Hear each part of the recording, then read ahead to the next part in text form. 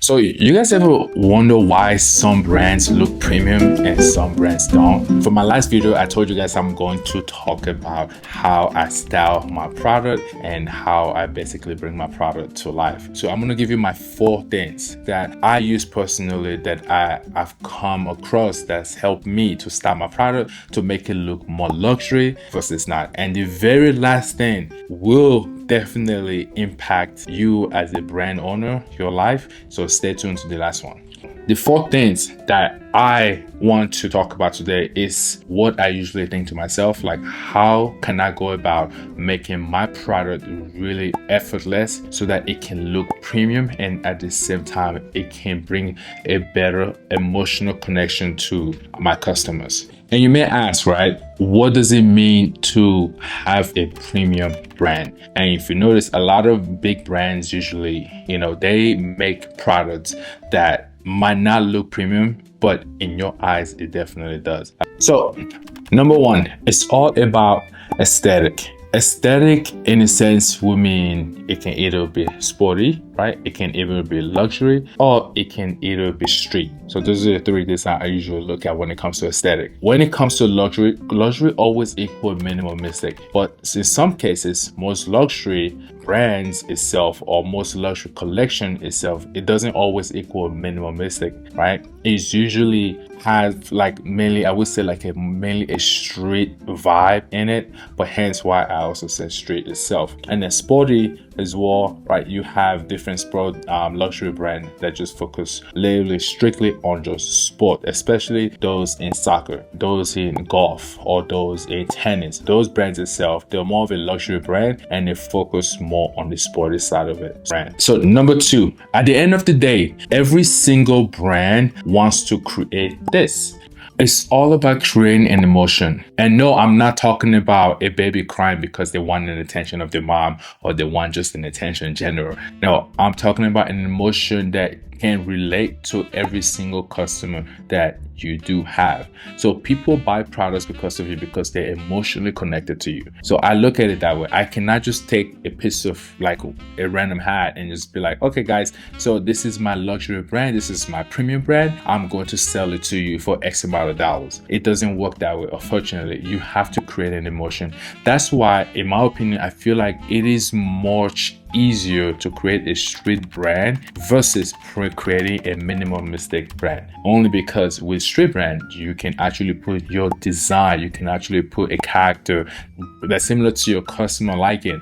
So if you guys have a similarity, you can talk about that character and put that character in a piece of shirt, and then you can sell that product itself, right, to that customer. And that is what I call an emotional thing. Number 3 is all about design and elements. Design itself, we're talking about the shape of the hat, the style of the hat. Is it going to be waterproof hat? Is it going to be cotton hat? And as well as the placement of the logo as well. So with my hat, my placement is right here and also right here. People do more on the inside. Those things really matters when it comes to styling your product. And with the placements of the logo, are you talking about just a printed version, or are you talking about embroidered version as well? All of those things matter. So all of the things I spoke about, number 1 all the way to number 3, really connects together, because at the end of the day, we are trying to create an emotion, to every single customer that you do sell to, so that they don't just buy once, they come back again and buy multiple times. So these are the things I'm also learning as well. Without an emotion, or without you giving something to your customer by not selling the product. So very last thing, and I told you guys I'm going to talk about it, is called packaging. I personally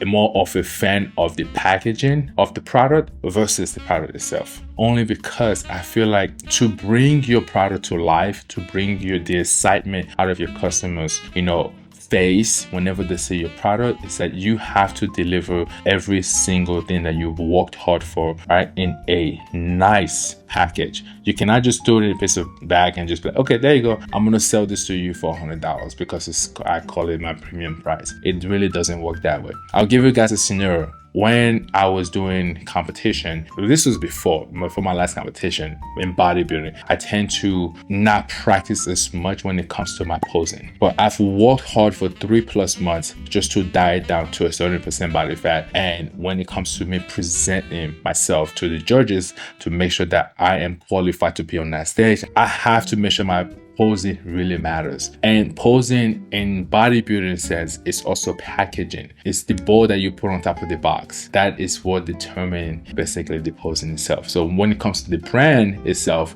the brand is all about the packaging itself. How is your packaging when it comes to delivering your product? If you really want to create an experience, if you really want to create a customer relationship, you have to make sure that your packaging is at par with the product itself, or even more. Me personally, I made a decision that my packaging is going to be more on the premium side. Like, I am going to put in probably 2 times as much effort that I put into the product itself, because presenting my product is to create the things that I spoke about earlier, and is to create a customer base that my customers are coming back only because of the experience they've had with me.